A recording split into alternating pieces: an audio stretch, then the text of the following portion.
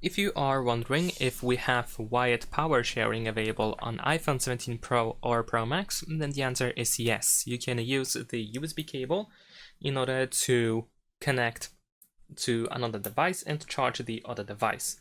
However, sometimes, for example, right now, as you can see, if I connect my iPhone 17 Pro to an Android, then it starts charging the iPhone instead.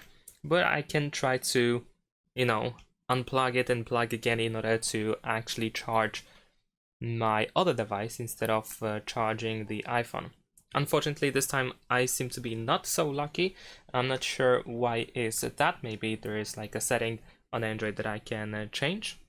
And there we go. This time I actually managed to start charging my Android instead. So it seems to be the matter of, I guess, luck, or how you connect these two devices together. And you may be wondering if you can charge another iPhone. Then the answer is yes. However, in my case, since I have an iPhone that has a Lightning cable, I need to use USB-C to Lightning cable. So it has to be a cable that is USB-C on one end and the Lightning cable on the other.